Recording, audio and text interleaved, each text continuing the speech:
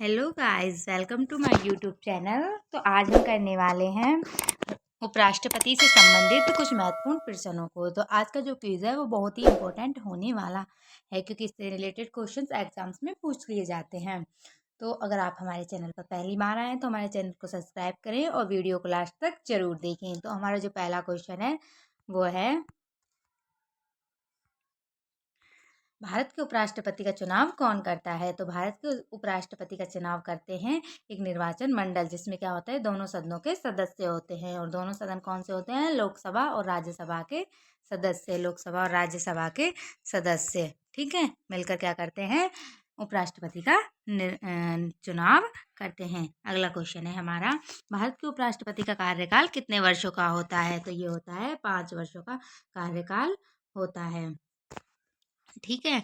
और अगला क्वेश्चन है हमारा, भारत के उपराष्ट्रपति की मुख्य भूमिका क्या होती है? तो उपराष्ट्रपति की जो मुख्य भूमिका होती है वो होती है राज्यसभा के सभापति की, यानी वो क्या होता है? राज्यसभा का पदेन सभापति होता है। और ये किसमें दिया गया है? ये दिया गया है अनुच्छेद 64 के अंदर, ठीक है। अब हमारा अगला क्वेश्चन है, उपराष्ट्रपति राष्ट्रपति के कार्यों का निर्वहन कब करता है? उपराष्ट्रपति राष्ट्रपति के कार्यों का निर्वहन जब करता है जब राष्ट्रपति असमर्थ हो या अनुपस्थित हो, तो उस स्थिति में उसका कार्य कौन करता है? उपराष्ट्रपति करता है। अगला क्वेश्चन है हमारा, राष्ट्रपति को हटाने की प्रक्रिया कौन सा सदन प्रारंभ करता है? तो राष्ट्रपति को हटाने की प्रक्रिया राज्यसभा प्रारंभ करता है। राज्यसभा में प्रस्ताव पारित होता है, उसके बाद क्या होता है? लोकसभा उसके लिए अनुमति देता है, और तब क्या किया जाता है? राष्ट्रपति को महाभियोग द्वारा हटाया जाता है। अगला क्वेश्चन है हमारा, उपराष्ट्रपति के निर्वाचन के लिए नामांकन पत्र को कितने सांसदों द्वारा प्रस्तावित व समर्थित किया जाता है? तो इसको 50 प्रस्तावक व 50 समर्थकों द्वारा प्रस्तावित किया जाता है,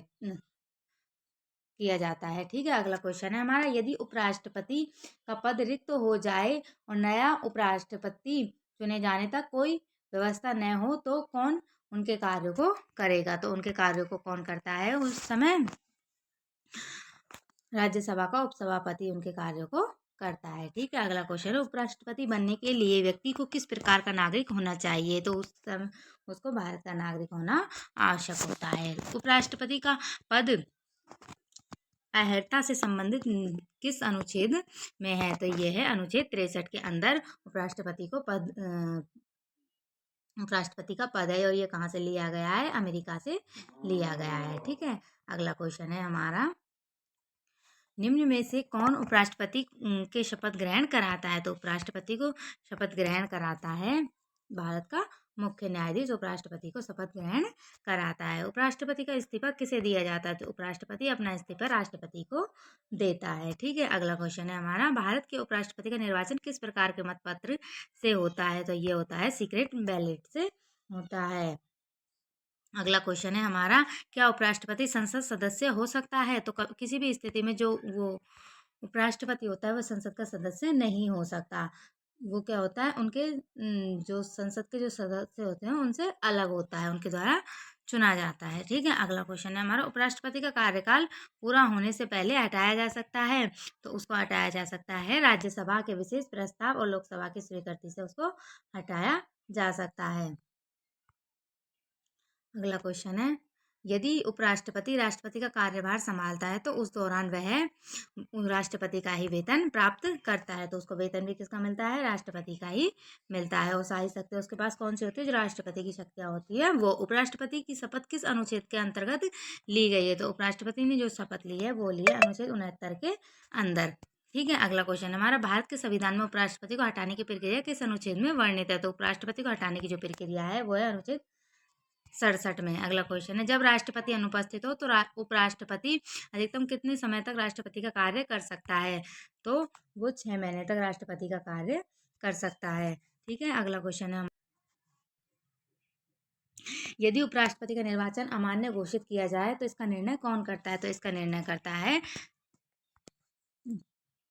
निर्णय करता है सर्वोच्च न्यायालय, ठीक है। अगला क्वेश्चन हमारा, भारत के उपराष्ट्रपति का कार्य किस देश से प्रेरित है? तो ये जो उपराष्ट्रपति का कार्य है ये अमेरिका से लिया गया है, ठीक है। अगला क्वेश्चन है, उपराष्ट्रपति का पद संविधान के किस भाग में वर्णित है? तो उपराष्ट्रपति का जो पद है वो संविधान के 5वें भाग में वर्णित है, अनुच्छेद 63 से लेके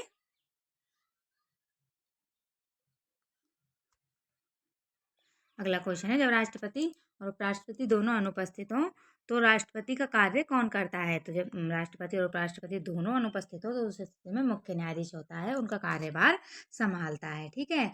उपराष्ट्रपति को हटाने के लिए प्रस्ताव राज्यसभा में कितने दिन पहले देना पड़ता है? तो उपराष्ट्रपति को हटाने के लिए यह प्रस्ताव 14 दिन पहले राज्यसभा में देना पड़ता है। ठीक है। अगला क्वेश्चन है, राष्ट्रपति का चुनाव किस प्रकार के प्रतिनिधित्व पद्धति से होता है? तो राष्ट्रपति का जो चुनाव होता है वो एकल हस्तांतरणीय मत के साथ अनुपातिक प्रतिनिधित्व से होता है। ठीक है।